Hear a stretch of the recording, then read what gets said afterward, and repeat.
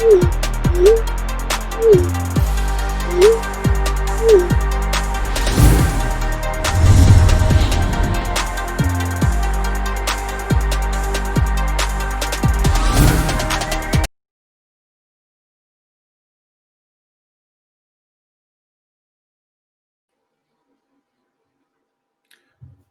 afternoon, everybody. My name's Matt. You see my Twitter handle up there, Big Matty Nasty with no A in the nasty. And I was asked to watch and do a little bit of a review for a show called Helstrom.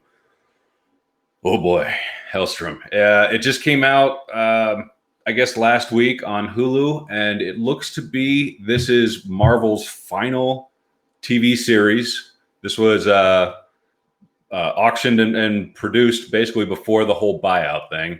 So there are no more Marvel TV's series. And sadly, this one is sitting at 27% on Rotten Tomatoes. It's kind of sad that this is how Marvel went out. But it is, so it's a show about a brother and sister whose father is a demon, I guess, or an unholy creature. They never are 100% clear on that. He's also a serial killer. So when they're little kids, he takes the daughter and does a whole bunch of serial killing with her in tow, which is a pretty messed up thing to do to a little kid, I guess. And the son goes somewhere else. So they're born with powers. They both have different set of powers. And I kind of went into this thinking it would be a Constantine style show, a little bit of that darkness, that humor, just something that really would kind of tie the really dark aspects of it to, a little bit lighter, to make it a more palatable. And there was none of that. It didn't have any dark humor. It was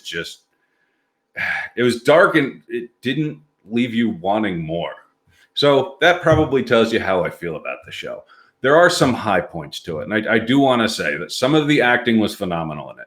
I'm going to go with Elizabeth Marvel, who played the mother. So she played their mother and their mother who is possessed by a demon. So it's a completely different person. And doing both characters, she knocked out of the park. She was great. Sydney Lemon, she's there. She's all right. She's okay. Tom Austin, I did not like. I don't know if it was the choices he chose as an actor for the character or the direction, but he was trying to go for that I'm so cool, I just sort of mumble everything, but it just didn't work for me. That might be your thing. It wasn't mine. It did not work. So you get into the show. You're expecting, again, or at least I was expecting, some humor to make the dark themes palatable, to leave you with at least something to come back to, that, a happy feeling, something.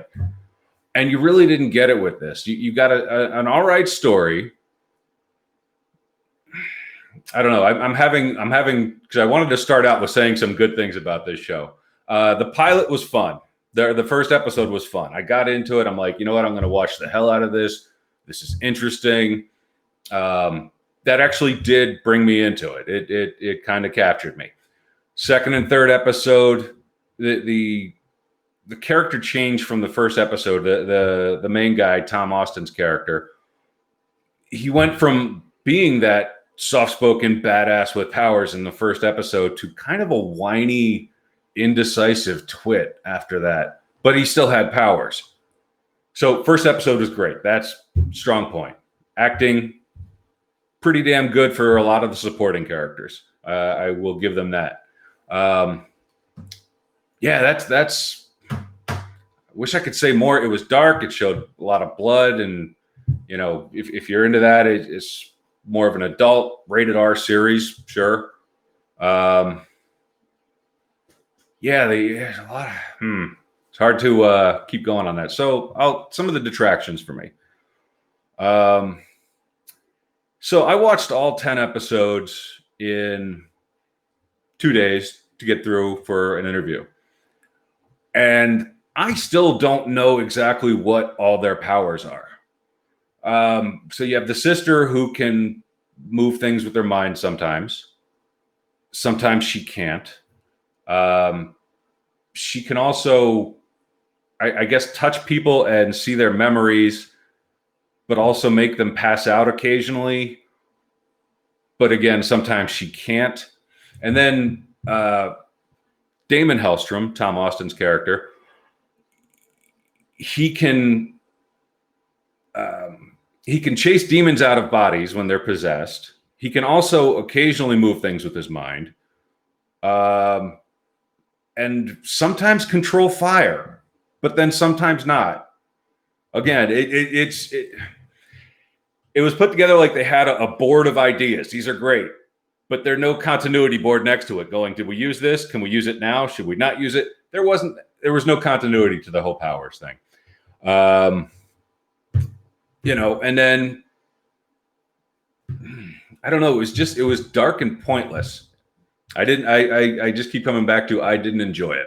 So like I said, this is sitting at 27% on Rotten Tomatoes, critic score, 88% audience score, which I think is way too high. From what I understand, this is the, as I said earlier, finale of the Marvel shows. And the sad thing is there were some decent Marvel shows out there. They had the entire, what was it? The Adventures in Fear, which was supposed to be Ghost Rider, and this one. Ghost Rider was canceled. This one was brought to series for one series. And then I believe it's been canceled for a second series. Don't quote me on that one though. But yeah,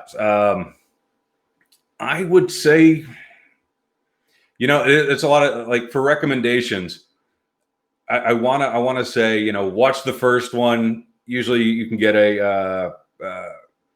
you can get an idea of whether you like a series off the first 2 episodes.